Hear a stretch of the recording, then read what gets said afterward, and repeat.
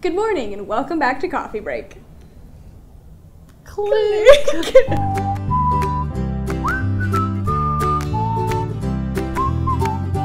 November is National Picture Book Month, so we thought, hey, let's celebrate! Especially because one of our authors, Chris Barton, is actually this year's Picture Book Month champion, one of them. I like that name, champion. I am a champion of picture books.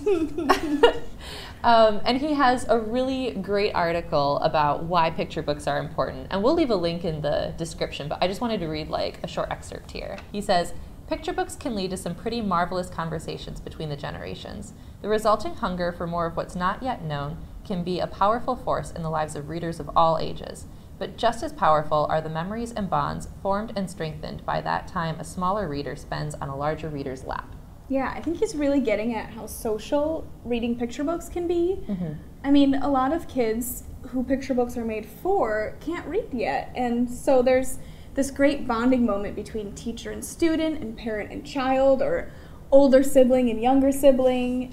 It's just so social. Yeah, picture books provide a really great opportunity for interaction. So we thought we'd brainstorm some ideas of how you can, have creative interactions with picture books and younger readers. Yeah, I remember in school, I loved when we did activities based on the books. Mm-hmm. Like we would read Corduroy and then draw a new pair of pants for him. And I think I gave him like a whole pantsuit. I was like, you are not losing this. Oh, Corduroy. Oh, Corduroy. I remember, I think it was around first grade, we read a book by Patricia Polacco, who is actually a local Michigan author.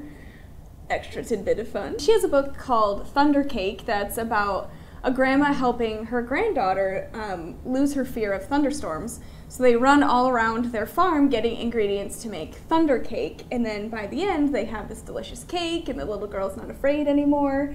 And so one time in first grade we read that and all the students brought in different ingredients and we made thunder cake together, and I thought it was the coolest thing. That's awesome. Exactly. Especially because you get story time and then a And snack. cake. Another thing, my mom was great at this. She would put me into the story. Mm-hmm. So she would just kind of pause reading halfway through and then be like, what do you think's gonna happen next? Or what would you do in this situation? Yeah. So in this book, The Very Big Carrot, you've got all of these rabbits trying to figure out what to do with this giant carrot that they stumble across, and it's like, we could turn it into a spaceship, we could build a house with it. And she was like, what would you do with a very big carrot? I was like, I would, make a really big hat for it or something like that. I don't know.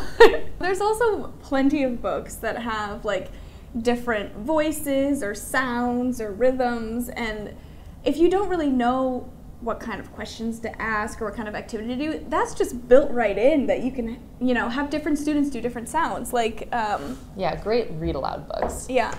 The Geese March in Step is great for this. There's a whole rhythm section of all the animals are getting together, and there's little Zita is slapping her feet, and then there's all the cows come in with their moos, and there's a woodpecker, and yeah, I was gonna say the woodpecker's pecking, and the sheep are making noise, and the donkeys too. So you can that's great for a group setting because you can assign different noises to the different kids, and and okay, everyone go. Ooh, and click clack, and it's just gonna be chaos, but they'll be engaged in the story. Yeah, exactly.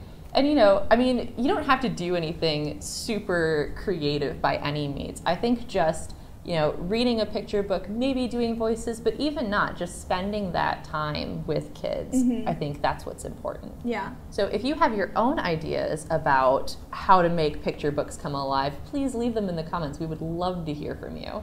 Thanks for joining us. We'll see you next week.